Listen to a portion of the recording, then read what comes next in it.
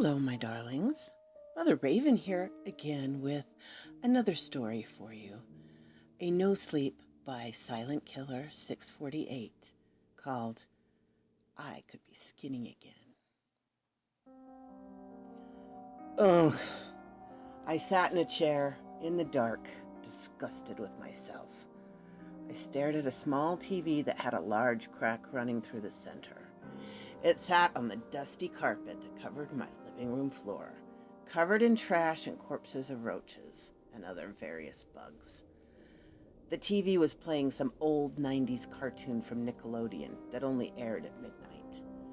The TV was the only source of light, causing my eyes to strain as I tried to focus on the blurry image on the screen. I looked down at myself, seeing a shirtless body that was covered in dirt and hair. I was ungodly fat.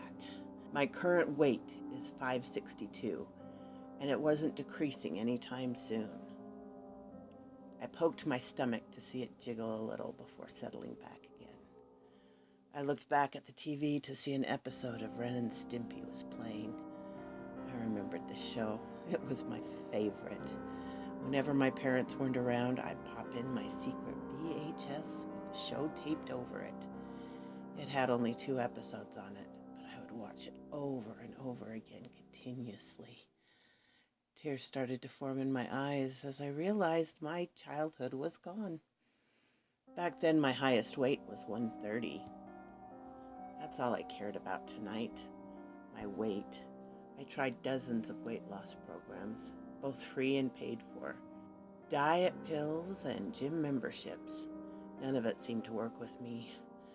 Now my obese image had ruined my life. Doctor told me I'll die in 2 years, not to mention my wife leaving me. It was all too much for me to handle. So in my stress, I ate. I ate, and when I got full, I ate some more. So much I almost vomited. I was disgusted with myself. I looked back down at my body, even fatter than ever. I looked to my left and my right to see boxes of donuts, pizza, TV dinners, and candy. I looked at them all with sadness and regret. But I knew deep inside that a week from now I'd do the same thing over again. I have no control over my diet. Every time I get angry or sad, I just drive to Walmart and get as much food as possible. Then I drive home and eat it all in one sitting and cry myself to sleep. I looked back at the TV and watched my childhood on the screen. Tears formed in my eyes as I desperately wished to go back in time and change it all. I started to cry, knowing that it would never happen. Ren started to beat Stimpy, and I gave out a little light chuckle as he said some racist joke that I would never repeat. I looked to my left to see a small tray of TV dinner sitting on a small desk table. Inside was some knives and forks, but to the left was a sharp knife that I used to cut some steak earlier. I looked at it and then back at my stomach. I could be skinny again. My doctors all refuse to give me liposuction because they say that I will get all the weight back, but I won't. When I'm skinny, I would go out and exercise and make friends, eat less, and try and maintain my healthy body status. I wouldn't make the same mistake again. I looked at the knife, thinking how easy it would be to perform liposuction on myself. Just cut the skin a little, pull out all the fat, probably squeeze it all out like a pimple. And what would be the consequence? A little bit of pain? I started to reach for the knife, but decided against it. I could possibly die from this. Go to the hospital and have my doctor swarming around me, telling me I need to lose weight healthily. Forget healthily. I needed it fast and easy. I grabbed the knife and held it to my stomach. Come on, I screamed at myself. I had to get the willpower to do this one thing. Then I would be skinny again.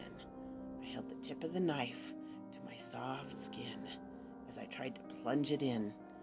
but I dropped the knife instead, out of fear, and stared at my stomach, angry at myself that I couldn't do one simple task.